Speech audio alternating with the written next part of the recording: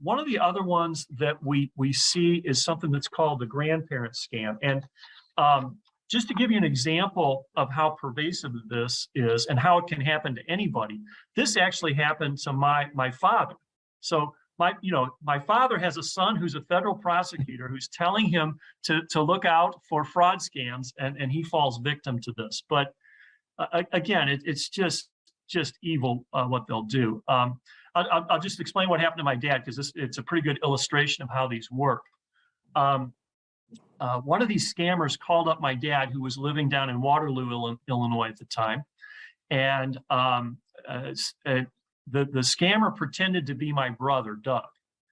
And now my dad was a Korean War veteran. He was very hard of hearing, worked in a metal shop all of his life, so he had a hard time with his hearing. So my dad kind of thought it must be my hearing why this individual doesn't sound like Doug. But even if you have a senior that doesn't have hearing problems, they'll come up with some excuse for why they don't sound exactly like the person's grandson or the person's daughter, such as, I'm having problems with my phone, or I have a cold or something like that. Well, anyway, this scammer convinced my dad that he was my brother, and that he had gone to Mexico on work, and that he was riding in a cab in Mexico, and the Mexican police, excuse me, stopped the car that my dad was riding in. There was marijuana found in the car, which wasn't my brother's, but the police took my brother to jail, and now he was in jail in Mexico and needed $1,600 to get him bailed out. So my dad fell for it. He went to the bank, withdrew $1,600, and he went to where the fraudster told him to go to wire those funds down to Mexico, or actually the guy was actually in Canada. But fortunately, the person at the bank realized what was going on and put a stop to it. So we were very fortunate there. But unfortunately, we see many, many folks that fall victim to what we call the grandparent scam. And there's different variations of it, but always what it is it's a family member or a loved one who has some type of emergency, and they need you to send money. And they'll tell you now, for some reason, you can't talk to anybody else about it. It has to be kept a secret. So that's another one that you really need to be on the lookout for. The third one, this is the last one I'll mention, but the third one that we see commonly is what we call the lottery scams. And this involves a contact with a senior stating that you've won the lottery. Either it'll be a contact via email or something in the mail, or they'll call you on the phone. They'll say that you've won the lottery, or you've won some sort of big prize, like an automobile or something like that. But before you can get your prize or get your lottery winnings, there are taxes that are due, or there are fees that are due. And they'll get the senior to send, hundreds or sometimes thousands of dollars to pay the taxes or the fees. And then if they get the senior to send an initial payment, there'll be some sort of excuse. Well, there's an additional fee or an additional tax that we didn't think of. And they'll try to get as much money out of the senior as they can that way. So I would say that those are probably the three primary schemes that we see that target seniors.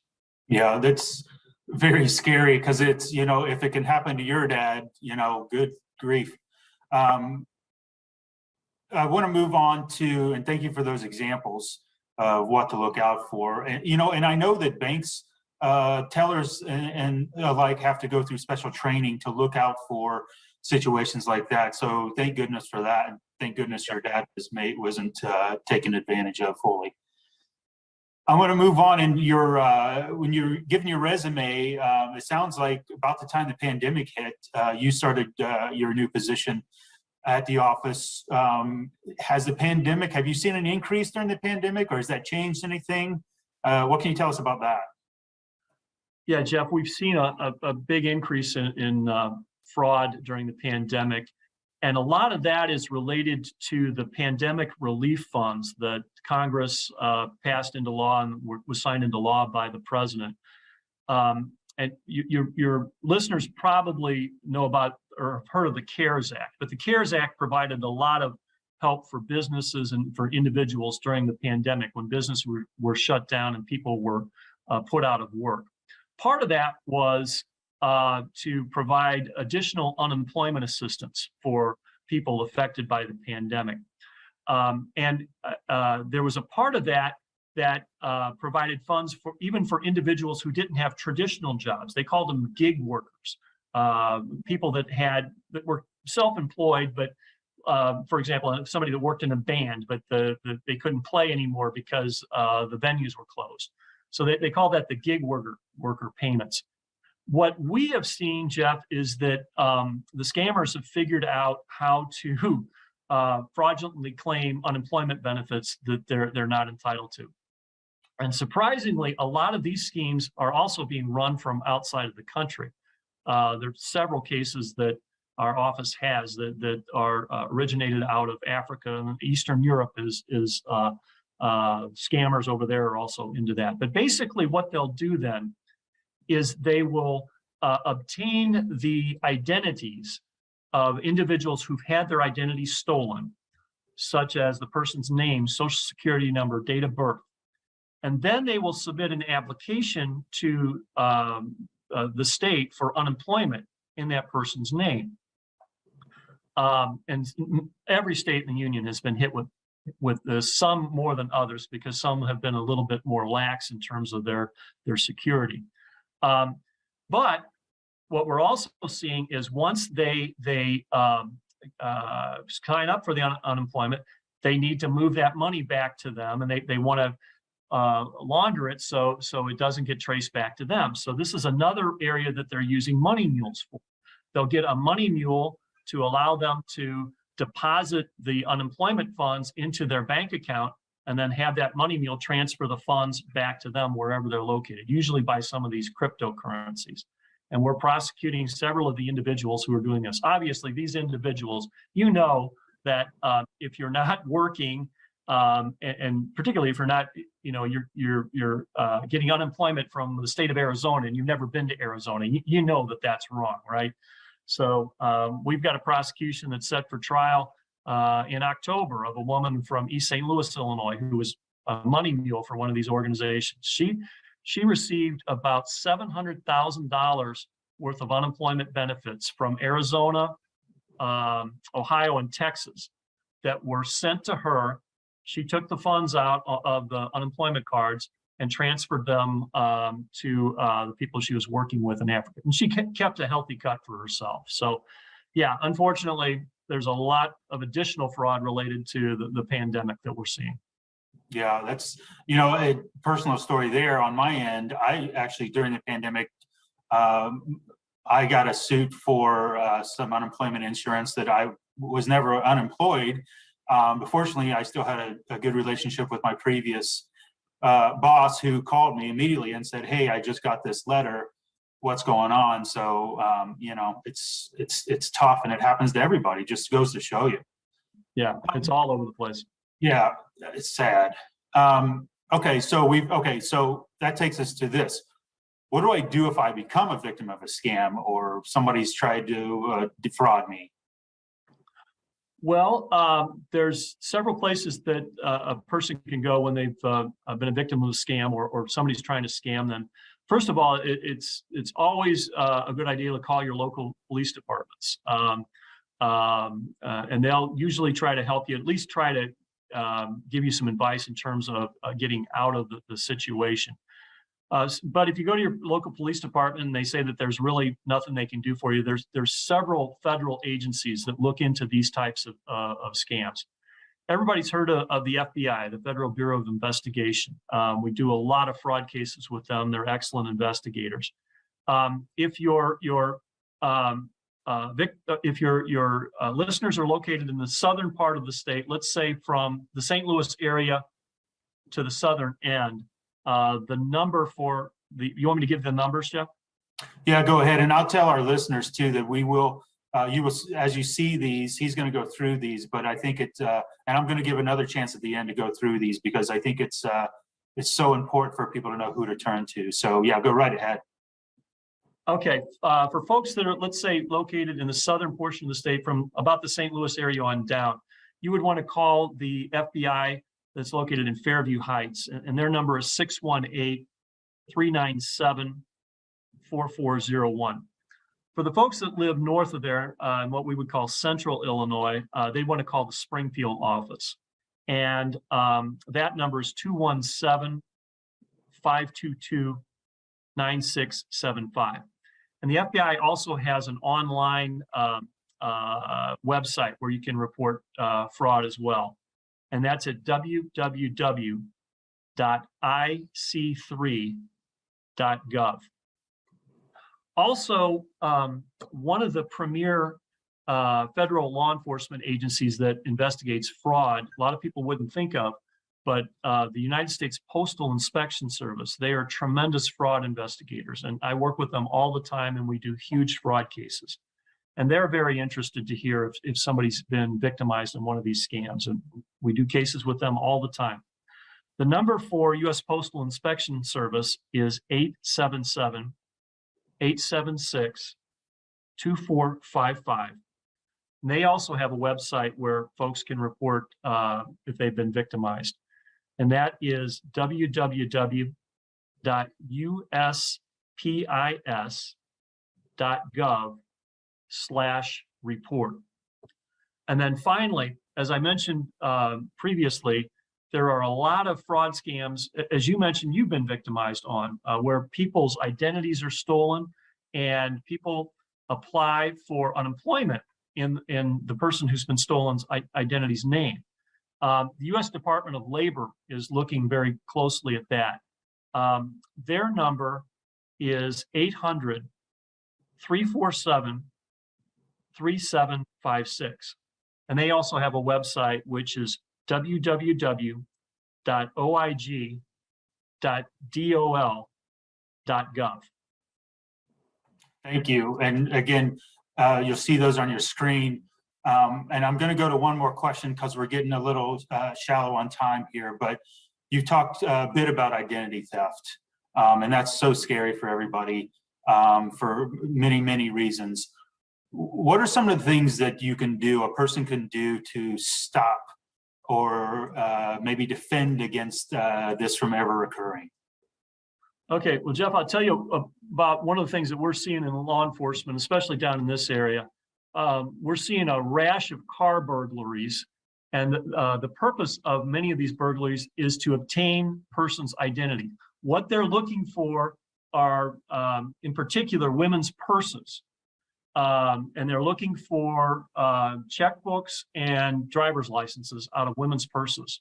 So the first tip I would say is don't ever, ever, ever leave your purse or your wallet in your car while it's unattended, because the criminals are looking for that stuff. And what they'll do is they'll take woman A's checkbook and they'll write a check to woman B that they have the driver's license for and try to cash that check at woman B's bank. And then they'll do the reverse. They'll take woman B's checkbook, write a check to woman A, and with her driver's license, try to cash that at her bank. So take care of your checkbook. Don't leave your purse in your car. Also, less common, but we do see it when people have when seniors have workers come into their home for some reason. Might be like a healthcare worker, might be someone who's doing cleaning or something like that. Unfortunately, we've seen some cases in my office where most of the people that do this work are good people, but sometimes there are some unscrupulous individuals who do that. We've seen cases where these individuals have stolen the checkbooks of the seniors and used the checkbooks to steal money from their accounts. So one tip that I would give is try to keep your checkbook and any other financial information like that in a locked cabinet or a locked drawer if you've got somebody that's not a relative or a loved one who's coming over. The final tip that I would give is to never give out your Social Security number over the phone or over the internet. Now, sometimes, you might be talking to a bank or something like that you've initiated contact with, and they might ask you for some identifying information. But even if they do ask for that, a legitimate bank is never going to ask you for your full social security number. They'll only ask you for the last 4 digits. Never give out your full social security number to anyone that you meet over the internet or that calls you on the phone or that you're talking to on the phone. Gotcha. The great advice. And, you know, as you're talking about all these scams, it's sad. It is sinister. It just makes you think if all that time and effort were put into good things, what a much better place this would be. But anyway, you know, I'm gonna wrap up here, and I really appreciate all the things you've told us about today and who to talk to. And again, we'll put that information up during this event. So please reach out to anyone wherever you're at that you need help from. Please use Scott's information and get the help that you might need. Again, unfortunately, we're getting near the end of our time. But Scott, I want to give you another minute to give any closing remarks that you'd like to. Yeah, sure, Jeff. I just want to give a couple more tips about please. Avoiding. Take your time. Yeah. Additional tips I would give are, first of all, just don't send money to people that you've met over the internet or that have, you know, you've only know from talking to on the phone. Even if these people claim to have been your friend, you've been talking to them for a while, they may even, you know, want to be in some sort of relationship with you. Please don't send money to people that you only know through the internet or over the phone. Second tip is, if somebody wants you to deposit funds into your bank account and move the money on for them, or wants you to accept things in the mail and forward it for them, don't do that. Odds are that they're trying to rope you into being one of these money mules for one of these criminal groups that I talked about earlier. So don't do that. And the final tip that I always give seniors is that if something seems a little off or doesn't seem quite right, talk to your loved ones, talk to your daughter, talk to your son, talk to your other relatives, people that love you. And this is especially true if the person you're talking to says, don't talk to your relatives. That's a red flag that there's something wrong. You should always be able to talk to the people that love you. And especially if somebody you're dealing with says, don't talk to your relatives, that's a red flag. Immediately go talk to the people that love you and they'll help you out. Yeah, that's great information. And it seems that rings through your entire life, quite honestly. So I appreciate all that great information. And I appreciate, again, you being with us. And I want to thank all our AARP members and listeners for joining us for this very important discussion. If you've learned something new today, and I know you have, share it with your family and friends, as Scott was just talking about. Ask them if you need help. If you think there's something wrong, ask. Ask anybody in your network. Again, anybody that loves you. Tell them what you've learned today. Help them stay safe as well. And look for our next live Facebook conversation with AARP Illinois and our other special guests on our website at aarp.org/IL. For AARP, I'm Jeff Scott. Thank you again and have a great rest of your day.